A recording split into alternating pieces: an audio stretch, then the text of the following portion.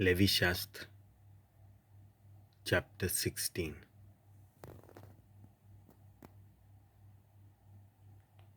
O पवित्र उजो सर्वेस्पराक भेटयलो देखून आरोनाचे दोग पूत सर्वेस्परा फुड्यांत येवन गेल्या उपरांत सर्वेस्पोर मोइजेसा कडेन उलोयलो. ताणें म्हणलें, फकोत थराilolea वेल्यार तुज्या भावान आरोनान भोव पवित्र जाग्यार पड्ड्या फाटल्यान भितोर सरचें म्हूण ताका सांग. कित्याक हांव थंय एका कुपांत कोराराच्या पेटल्याच्या धांपण्या वयर देखोल जातलो. हाका पाळो दिना जाल्यार तो मोडटलो. ताच्यान भोव पवित्र जाग्यार फकत एक पाडो फारीकपणाचे भेटेक आनी एक मेंढरो भेटेक तो हाडीत जाल्यार पांय दिवं येता. उपरांत सर्वेस्परान ही शिकोवण दिली. आरोन भोव पवित्र जाग्यार वेचे आदीं ताणें न्हांवचें आनी याजनिकाचीं वस्त्रां न्हेसचीं. सोन्नी लुगटाची कोबाय आनी मोटवीं कालसांवां चडोवचीं, पट्टो बांदचो आनी मुदासो तोप घालचो. इस्रायल पोरचे कडल्यान आरोन 2 बोकडे फारीकपणाचे भेटेक आनी एक मेंढरो भेटेक घेतलो. तो आपल्या आनी कुटुंबाच्या पातकांच्या फारीकपणाक एक बैल भेटयतलो.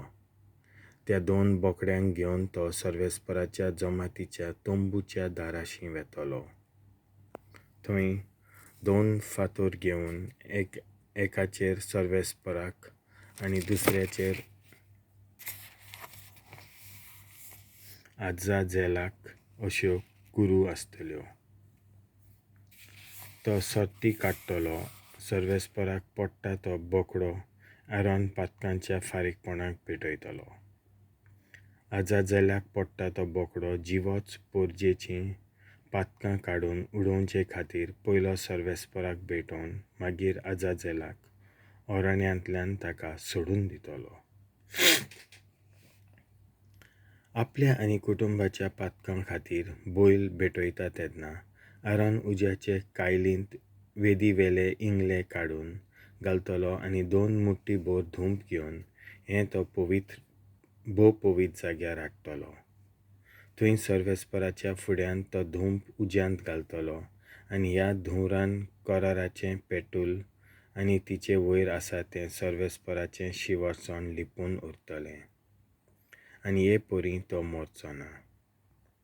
आपल्या बोटान तो बैलाचें इल्लें रगत घेतलो आनी 7 पावटी कोराराच्या पेटला मुखार धांपण्याचेर शिंवरायतलो.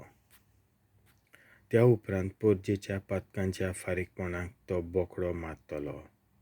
ताचें रगत भोव पवित्र जाग्यार हाडून तें कोराराच्या पेटल्याच्या धांपण्याचेर 7 पावटी शितोडायतलो. हे परी तो पोरजेची सगळी अशुद्धी आनी तांची पातकां काडून भोव पवित्र जागो शुद्ध सांबाळटलो. अशेंच ताणें तोंबू मुखार करूंक जाय, कित्याक हो मैदानाच्या माजाक उरता आनी आख्खें मैदान रिती प्रमाणें एक शुद्ध जागो. आरोन भोव पवित्र जाग्यार ही रीत पाळूंक भितर सरता तितलोय वेळ तो भायर येसोर तोंबूंत आनी कोणूच आसचो न्हय. ताणें आपणा खातीर, आपल्या कुटुंबा खातीर आनी सगळे पोरचे खातीर ही रीत पाळ्ळ्या उपरांत तो भेटेक वेदीर वेतलो आनी होय शुद्ध सांबाळटलो.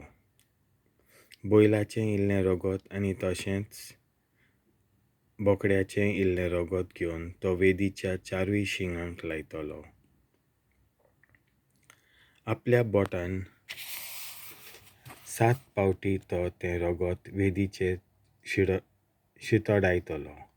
हे परी तो वेदीर पोरजेच्या पातकां मेकलो शुद्ध आनी पवित्र सांबाळटलो. आरोनान भोव पवित्र जाग्या विशीं, तोंबू विशीं आनी वेदी विशीं सगळी रीत पाळ्ळ्या उपरांत तो बोकडो सर्वेस्पराक जिवोच भेटयतलो. आपले दोनूय हात ह्या जिव्या बोकड्याचे तकलेर दवरतलो आनी पोरजेचीं सगळीं वायट, सगळीं पातकां आनी आज्ञा भोंग कबूल करतलो आनी हें सगळें बोकड्याचे तकलेर थापून उडयतलो. मागीर त्या बोकड्याक एका मनशाच्या ताब्यांत करून हो ताका अरण्यांतल्यान पयस आंबूडतलो.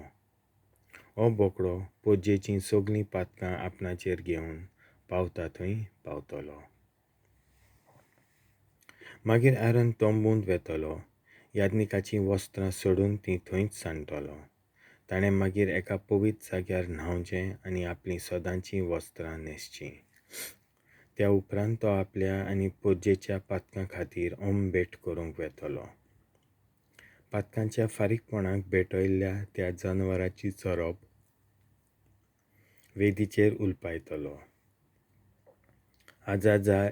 आजाजेलाच्या बोकड्याक अरण्यांत आंबडूंक गेल्लो त्या मनशान आपलीं वस्त्रां धुंवचीं, न्हांवचें आनी मागीर तोंबू मैदानाचेर येवचें. फारीकपणाचे भेटेच्या ज्या बैलाक बोकड्याचें रगत भोव पवित्र जाग्यार हाडलोलें, ह्या दोनूय जनावरांक मैदाना भायर व्हरून उलपावचीं. चामडें, मांस आनी जोल्यो सगळें उलपावचें. जो हें उलपायता तो येवन आपलीं वस्त्रां धुतलो, न्हातलो आनी तोंबू मैदानार येतलो. सोर्व येवच्या कालाक ही शिकोवण सांबाळची. 7व्या म्हयन्याच्या 10व्या दिसा सगळे इस्रायल पोजयेन आनी हांचे मोदें जियेतल्या परक्या लोकान उपास करचो आनी कसलोच वावर करचो न्हय. ह्या दिसा तांच्या पातकांच्या फारीकपणाक शुद्धीची रीत पाळची. हे परी ते सगळे रिती प्रमाणें शुद्ध आसतले. हो तुमकां एक भोव पवित्र दीस आसतलो. तुमी उपास करचो आनी वावरां मेकळे रावचे. हे नेम सोर्व येवच्या कालाक सांबाळूंक जाय. आपल्या बापायच्या जाग्यार येता तो याज्ञिकी संस्कारणी घेवन ही शुद्धीची रीत पाळटलो. याज्ञिकाचीं वस्त्रां न्हेसून भोव पवित्र जागो, बाकीचो सर्वेस्पराचो तोंबू वेदीर याज्ञिकांक आनी सगळे पोजयेक शुद्ध करूंक घेतलो. सोर्व येवच्या कालाक हे नेम पाळचे आनी वर्साक एक पावट इस्रायल पोजयेक पातकांतली मेकळी करच्याक ही रीत सांबाळची. तर मोइजेसान सर्वेस्परान फर्मायलोलें तशें सगळें केलें. देवाचें उतर हें